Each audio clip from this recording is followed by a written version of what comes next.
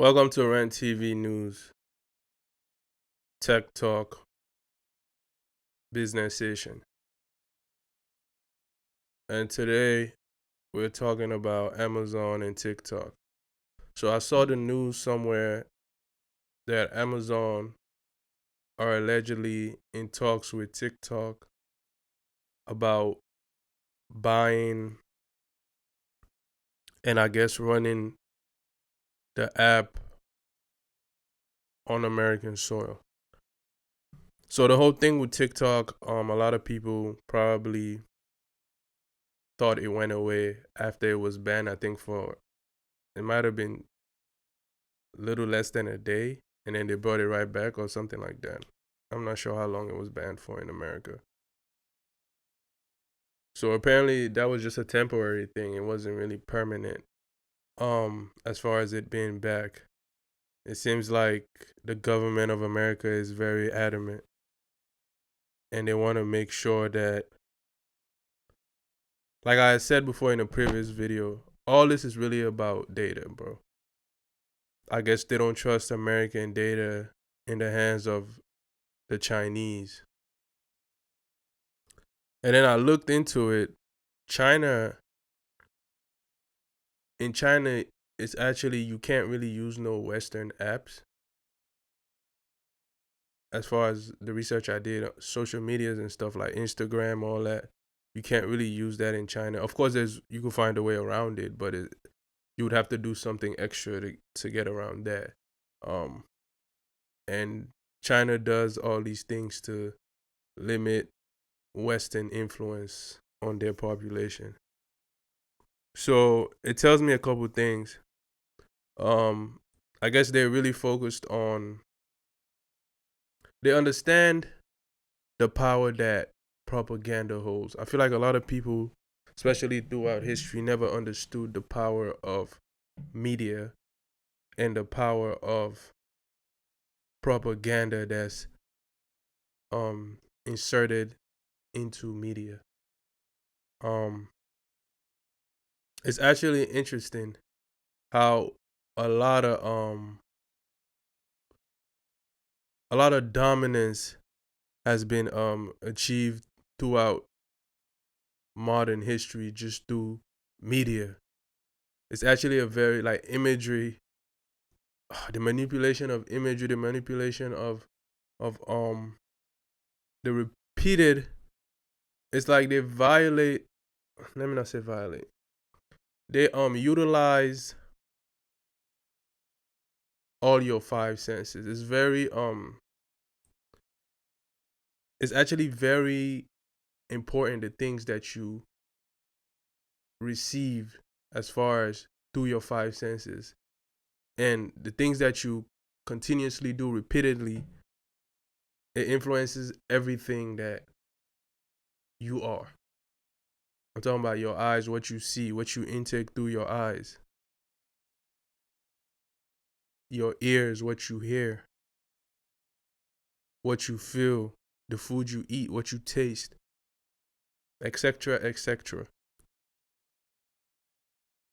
Those things have such a hold on people, especially if you don't know how to filter things and be able to decipher what's true and what's not necessarily true. So the importance of that. And then the thing with China too, they're a communist country from what I know. So there are a lot of propaganda that America does if you pay attention in movies and all these things, um, to give you a perception of what the Chinese is or what Chinese people are like and what China is like. You know, they do that to countries that America is not really a fan of, like they do to Cuba, Russia, all the movies. If you notice, a lot of movies when you live in America, Russians are usually the bad guys. There was this perception, I remember, that you would think Russian women were ugly, tall, with moles, and mean. Like all that perception. You know, Hollywood, that's kind of the role that Hollywood does play. with the government. That's their partnership with the government.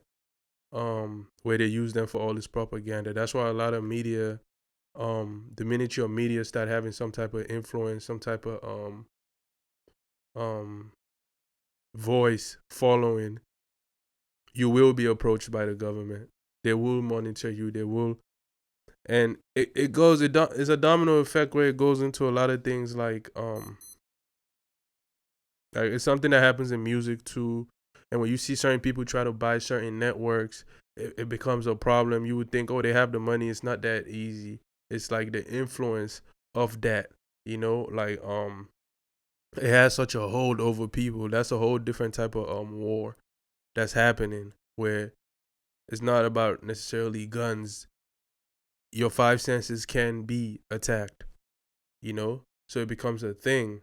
So China seems to be aware of that, where they block all that stuff. And then America, their side of it is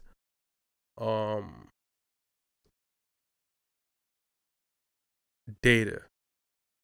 They don't want the Chinese to have